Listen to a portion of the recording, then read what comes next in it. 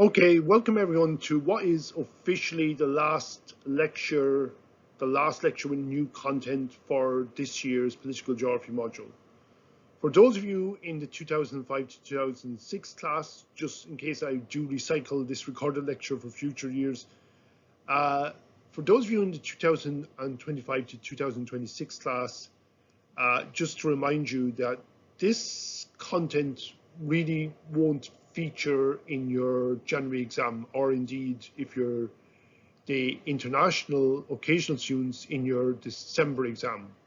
Although there are a few, in fairness, there are a few interesting points later on when I talk about Russia and Eurovision, which you might be able to pull out and actually make use of in an exam answer for another question. So what's here isn't totally stuff that you should be overlooking. If you end up having to do the August exam, then this lecture content will be appearing on the August 2026 repeat exam paper.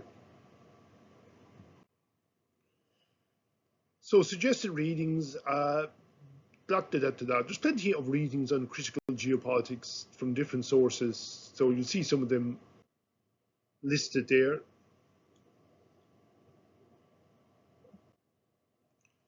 So the story of critical geopolitics. So as I said in the last lecture, we had geopolitics, or classical geopolitics, was a very strong field within academic human geography in the early 1900s. After World War II, classical geopolitics fell out of favor in terms of academic geography, work in academic geography, partly because of its associations with Klaus Haushofer and Nazi geopolitics, partly because there were a lot of issues or concerns raised with the general work in classical geopolitics, including the work by people like Halford Mackinder. In the 1990s, however, geopolitics returned as a focus for study in geography, and political geography. The term was first used by an Irish geographer called Garrod O'Toole, or Gerard Toole. If you listen to the last lecture, you'll remember I said he's a former student of Maynooth's geography department. He was doing second year geography in 1981, so was it, oh God, 44 years ago he was in the same position as you guys were. He got a BA in geography and history in Maynooth, St. Patrick's College, Maynooth, in 1982, and then obviously went on to do a master's and a PhD.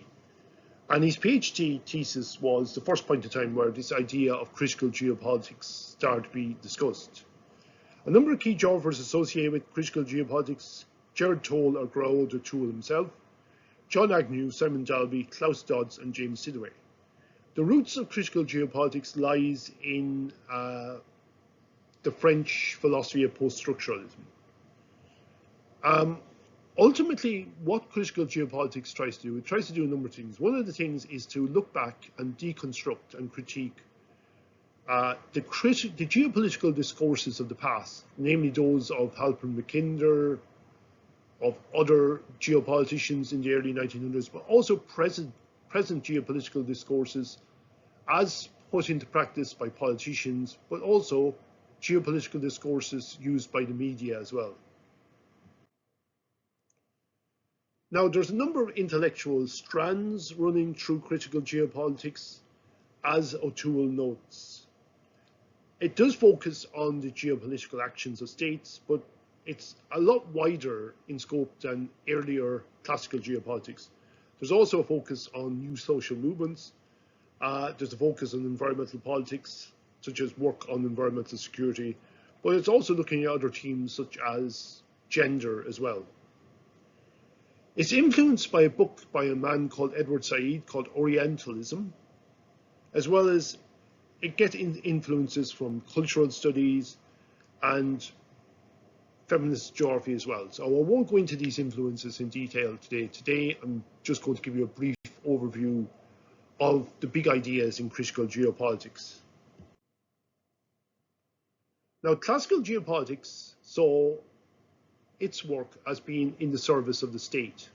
So in the mindset of Halford Mackinder and the people associated with classical geopolitics in the early 1900s, they saw their work as being put into, they saw their ideas as being put into the service of the state, and usually they put their ideas willingly at the service of the state.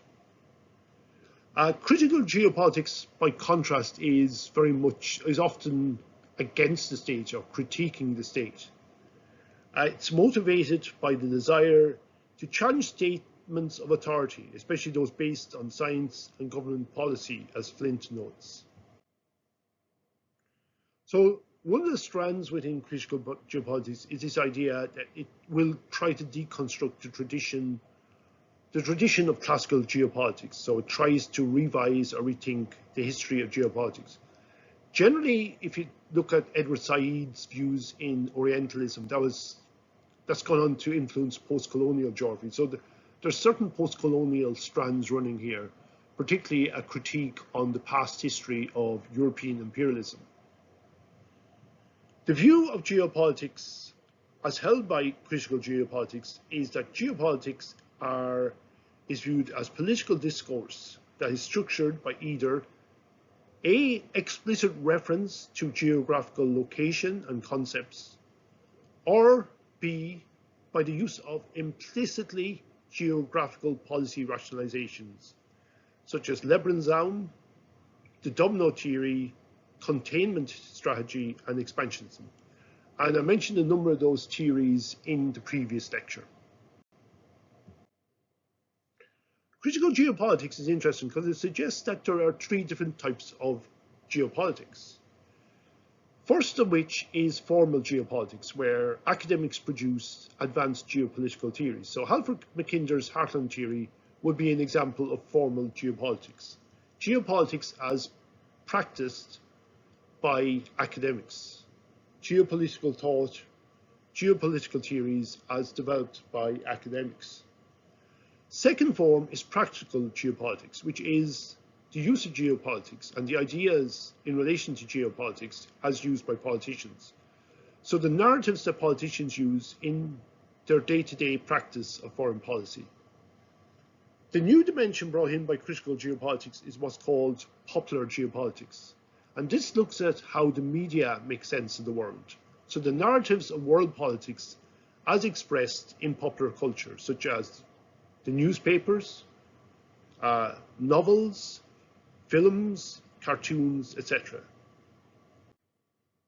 So we've seen some examples from the 1800s of cartoons that got across certain ideas to do with geopolitics or foreign policy. So you remember this cartoon from the last lecture. The British Lion standing protectively over the globe, telling the German eagle to basically get lost, hands off. Ultimately underpinning Britain's idea that the British Empire is a good thing, it's good for the world, British control is good for the world. You don't want the German eagle swooping in. And the German eagle, if you look at the contrast in colours between the eagle and the lion's noble, strong-lined, eagle is skulking overhead in a threatening manner. So that cartoon immediately suggests, look, this strong lion is who we want in charge of us, not that skulking eagle. Another cartoon from the 1800s looking at Afghanistan. As I said, in the late 1800s, the British Empire and Russian Empire were getting very close together. The British Empire in South Asia and the expanding Russian Empire in Central Asia. And this was the position of Afghanistan in that period, more or less rammed in between the Russian Empire and Russia is always usually characterized as a bear in these cartoons, and the British Empire characterized by a lion. So the poor old Afghan in the middle is saying, save me from my friends. More recent cartoons, again, you see this tendency to kind of always present Russia in these cartoons. It's generally always presented as a bear, and usually a fairly aggressive bear. So this actually doesn't relate back to the most recent conflict in Ukraine. This dates back to the first start of the conflict in Ukraine in 2014 when Russia invaded Crimea.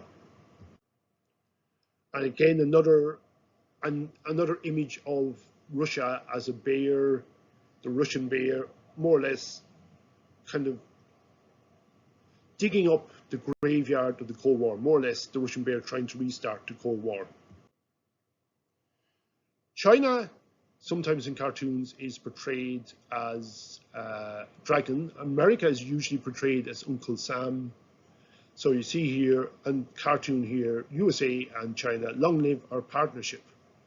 But it's sort of like there's a little bit of, there's a certain sinister dimension here, because if you look at the eyes of the China the dragon representing China, he's sort of doing that weird eye thing where he's kind of going, yeah, sure, mate. Yeah, there's a certain kind of, he's not exactly totally trustworthy. Another cartoon, this is often used in, you'll see this quite a bit, say, in some American media, the idea that China is this big dragon, this humongous dragon who's just eating up American jobs. Now, one of the things that critical geopolitics is interested in is the images that are created of different countries. So we saw some of those images in the past few examples of cartoons. So China, usually in cartoons, the image is a dragon. Sometimes it's a hungry dragon just scooping up, eating up jobs from America. Russia is always portrayed as a bear. Germany in the late 1800s was presented as a skulking, threatening eagle. Britain, by contrast, was presented as a noble lion. The USA generally portrayed as Uncle Sam. But countries can also try to change the images that other countries have of them. And sometimes they can use events such as Eurovision as a means to try to change the images that people have of them. So Russia in Eurovision, Russia joined Eurovision in 1993. It's been expelled, it was expelled from Eurovision in the wake of the 2022 invasion of Ukraine. But Russia was a major player in Eurovision, more or less, for the first 2 decades of the 2000s. It won Eurovision once, finished second, finished third a number of times. Generally did very well at Eurovision. Generally, Russia took Eurovision seriously for much of this period. Generally, Eurovision sent its strongest acts to Eurovision, and generally, Russia invested in its Eurovision acts. Partly as a means of Russia trying to re-establish itself as a major European power in the wake of the end of the Cold War and the breakup of the Soviet Union. So after the breakup of the Soviet Union in the 1990s, Russia went into a period of economic decline and political decline, which more or less lasted until the end of the 1990s, when Vladimir Putin replaced Boris Yeltsin as the president of Russia. And the 2000s saw Russia trying to once again, mainly bolstered by the income it was generating from oil exports, Russia trying to rebuild its position as a global superpower and as a major European power. And Eurovision was seen as a means by which Russia could do this. Russia obviously believed that success at Eurovision could help to bolster this image of Russia as a successful, powerful state. There was a big effort, definitely in the last few years of the 2000s, a big effort made by Russia to try to win Eurovision. Eventually, Russia won Eurovision in 2008 and got to host Eurovision in 2009. Now, you might remember I said this in the lecture on nation building and nation branding. In 2009, Russia hosted Eurovision in Moscow, and the amount of money spent on that year's Eurovision was way in excess of the amount of money spent on previous Eurovision Song Contests. Russia effectively really went to town on hosting Eurovision that year. They bought in about a quarter or maybe a half of the LED screens around the world. They spent millions and millions on hosting Eurovision. And in a way, why was Russia doing this? They were trying to send a political message. They were trying to send a political message like, look at how we're hosting Eurovision, look at the money, look at the images. Russia is now re-establishing itself by the way it's hosting Eurovision. It's re-establishing itself as a powerful European country. look at how we host Eurovision. Compare this to other countries. See the wealth, see the power, feel the wealth, feel the power. In the 2010s, Russia kind of used its Eurovision acts at times to send certain messages to the rest of Europe. And usually they were trying to counter the image the rest of Europe had of Russia at this point in time, of Russia as a threatening state, as a state that was going to bring conflict, as a state that was threatening its neighbors. Russia's song in 2011, which did very badly in Eurovision, it's one of the worst performing songs in Eurovision, had the lines, "Oh, oh, I'm coming to get you. Oh, oh, oh, I'm running and gunning for you," which probably wasn't exactly the sort of lines you want to have in the song if you want to reassure the rest of Europe that you're a peaceful country. So over the next few years, Russia tried to use its Eurovision acts to present a different image or stereotype of Russia.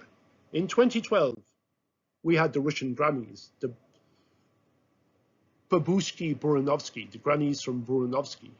And who doesn't love grannies, for goodness sake? So all of a sudden, while people are talking about, oh, Russia is a threat to Europe, Russia's dangerous, Russia brought to Eurovision 6 grannies baking bread on the stage.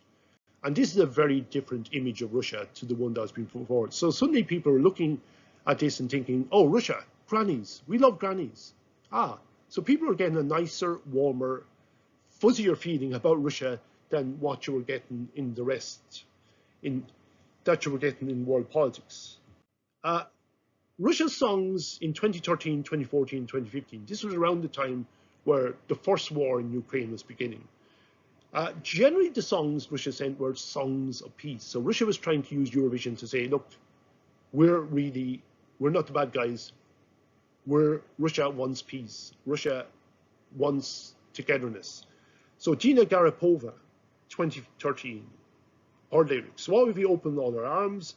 What if we all come together? What if we aim to stop the alarms? What if we chose to bury our guns? Why don't we reach out to those who need us the most? The Tolmachevi twins, 2014, and this was in the wake of the Russian invasion of Crimea. Shine into my darkness, shine into my night, my rising sun, drive away the madness. Can you be a masterpiece of love, sending out a message out above, telling all the world to show some love? And the following year, Polina Garipova, we are the world's people, different yet the same. We believe in the dream, praying for peace and healing. I hope we can start again. We believe in the dream. So while Russia was engaged in the conflict, in the first stages of the conflict in Ukraine, in having invaded Crimea, also involved in military actions in the east of Ukraine, they were using their Eurovision acts to kind of send out a counter message, to try and suggest that, no, Russia, we believe in peace, we believe in peace, listen to our songs. Now, 2016, Sergei Lazarev, I mentioned him in the lecture from last week on nation building, nation branding, and Eurovision case study. He was a red-hot favourite coming into that year's Eurovision. He actually finished third, and it was a bit to rub salt into the wounds. Russia lost out to Ukraine in that. Australia were finished in second place. But the act that year, in terms of the amount of technological advancement, probably the most technologically advanced Eurovision act to ever appear on the Eurovision stage up to that point in time. Possibly one of the most technologically advanced acts ever. Now, this time around, Russia wasn't advocating peace. This time around, Russia was sending a different message. They were saying, look at our act. It was almost the same message they sent when they hosted Eurovision in 2009. They're saying, look at us. Look at our act. Look at our guy here. Look at what we're doing on the stage. Our guy is literally abseiling up the side of the Eurovision stage. Look at our graphics. Look, like what we're doing is way ahead of what any other European country is doing this year on Eurovision. Feel the power. So it's basically, again, a subtle message to say, look at Russia. We are technologically advanced. We are powerful. We are a major power. and don't forget that. 2021, the very last ever Russian entry in Eurovision before they were expelled in 2022. Russian woman, which is interesting because by that stage, the political elites in Russia had lost interest in Eurovision. So what was interesting, the very last song ever sent to Russia was actually a countercultural song, sung by someone who was from an ethnic minority within Russia, a song called Russian Woman, which basically critiqued or challenged the way Russia treated and viewed women. And a song that more or less just got through because at that stage, Russia was probably losing interest in Eurovision. Russia had more or less given up on trying to win over support or trying to develop better relations with Western Europe. And you could see that you're seeing in Russia kind of what was happening in the lead up to the major phase of the war in Ukraine in 2022. So critical geopolitics looks at how geopolitical reasoning constructs representations of other places. Now you can also add that to talk about how countries try to create representations or stereotypes of their own place as well. So it's about representation, sometimes representations of other places. Sometimes you're looking at stereotypes, creating stereotypes of other places to justify political actions against those places. So in the lead up to the Gulf War, the invasion of Iraq in 2003, the image of Iraq as a failed state, the image of Iraq as being one of a member of the axis of evil along with Iran and North Korea. Critical geopolitics looks at language. It's interested in the use of language and imagery. So it focuses on text to examine the effects of using certain terms and language. And also you can add images there. So it teases out how the use of certain terms, certain language, certain images, how these can have an impact on the practice of international relations.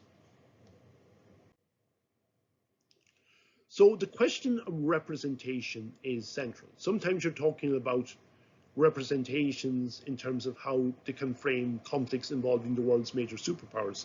Sometimes you're talking about representations in terms of more micro level conflicts, how you present or portray other parts of the world, particularly other parts of the world that might be in conflict with your own interest groups.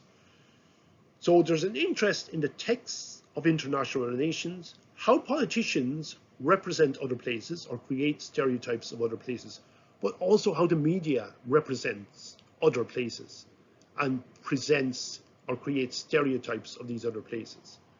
And is also interested in the construction of images that are used in foreign policy, such as the axis of evil image that was used in the early 2000s as part of this justification for the invasion of Iraq. And there was a general sense that maybe the idea was if the invasion of Iraq had gone well, maybe it would also act as the justification later on for an invasion of Iran.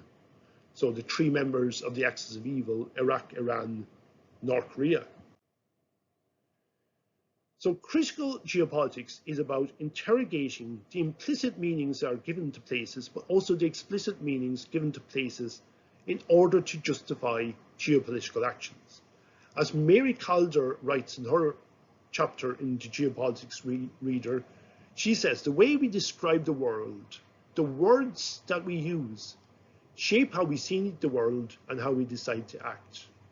So for instance, in the 1990s, when the civil war was going on in Bosnia-Herzegovina, I mentioned that in the nation building, nation branding Eurovision case study lecture, while the war in Bosnia was going on, and there was a lot of worry, there was a lot of concern about the war in Bosnia. There was allegations of ethnic cleansing, of massacres, and there was a big push at that point in time, on the one hand, in the USA, for the USA to intervene to try and bring an end to the conflict in Bosnia-Herzegovina. On the other hand, the 1990s, the USA had just come out of the Cold War. The USA had tried to intervene in Somalia and had not done very well in trying to intervene in trying to end the civil war in Somalia in the early 1990s. So there was also a very strong, there was a strong level of support in the USA in the early 1990s not to be intervening anymore in other parts of the world. So different images were put forward by the different sides to support their case. People who were against intervening in the conflict in Bosnia talked about the Bosnian conflict as a quagmire or a swamp. More or less saying, look, it'll be like Vietnam again. It'll be like Somalia. We'll get bogged down in this conflict. And sometimes they would talk about the complexity. Look, this is a complex conflict. It's not a simple good versus evil. We should stick out of it. Those who were in favor of the USA intervening in the war in Bosnia more or less likened the conflict in Bosnia to the Jewish Holocaust during World War II. Now, there are some interesting ideas put forward by critical geopolitics. There are some critiques of critical geopolitics as well, and I'll finish on those. First of all, critical geopolitics sees itself as anti-geopolitics, as a move away from classical geopolitics, which generally people in critical geopolitics see as being far too closely linked to the imperialism of the late 1800s and the early 1900s. So critical geopolitics sees itself as anti-geopolitics.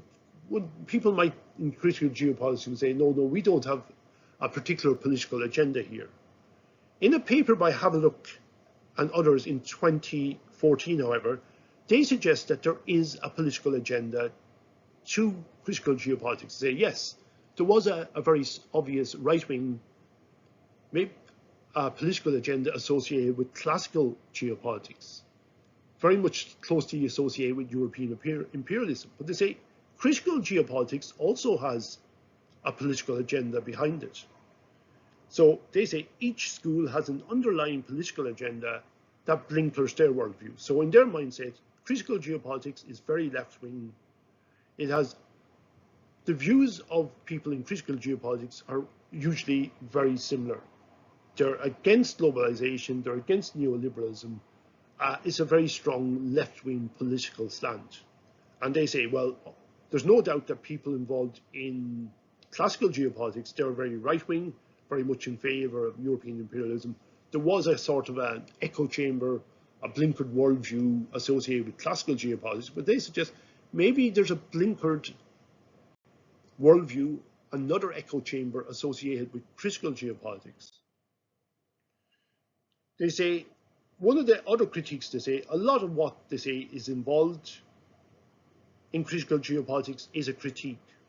And they say they don't really offer an alternative to geopolitics.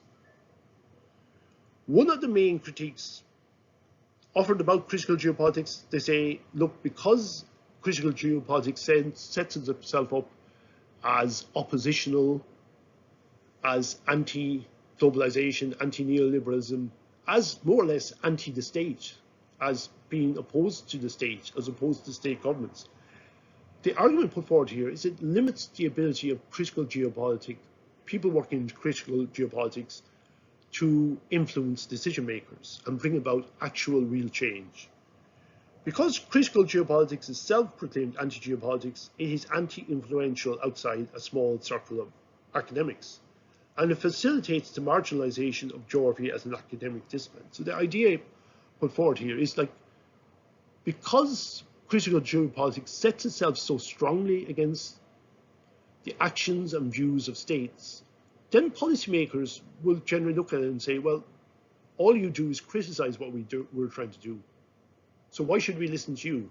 Instead, we'll listen to people in economics, or we'll listen to people in political science who are offering us ideas that we could actually put into practice. So the risk that critical geopolitics one of the risks associated with critical geopolitics is that it's almost the opposite extreme to classical geopolitics. Classical geopolitics was all about trying to influence and help policymakers. Critical geopolitics really doesn't seem to be interested in offering advice to policymakers, and as such, there's a risk there that it could potentially marginalize geography as an academic discipline, because policymakers will instead say, okay, there's no point listening to left-wing geographers. All they do is criticize us, critique us. They don't offer useful suggestions. Instead, we might listen to the economists who actually are giving us some useful advice, or we might listen to people in political science. A final critique of critical geopolitics, people say, well, critical geopolitics seems to have a big issue with the use of maps. It's anti-maps. And a lot of geographers say, we should be using maps. What's the big hang-up? And it's a bit of a hang-up that runs through a lot of postmodern geography about the use of maps. So as is argued there, maps are an important tool in geopolitics, and they're essential when trying to explain global conflict. But people in critical geopolitics try to avoid maps, like the use of maps like the plague. So there is this sense that, okay, you don't want to go down the route of Halford Mackinder, where you're presenting maps where all the world is divided into 3 macro regions where you're ignoring. But surely maps still have value. We're geographers. We should be using maps. So there are some interesting ideas on critical geopolitics and some of the critiques offered against critical geopolitics. Now, this is basically, it's over literally just half an hour of a lecture on critical geopolitics. Look on this as an introduction to critical geopolitics. There's a lot more interesting ideas that you can learn about critical geopolitics by doing readings. You might not be able to get to do these readings this year for this module, unless you have to do the repeat exam in autumn. But yeah, there might be scope to do more in critical geopolitics next year if the geopolitics module is running again next year.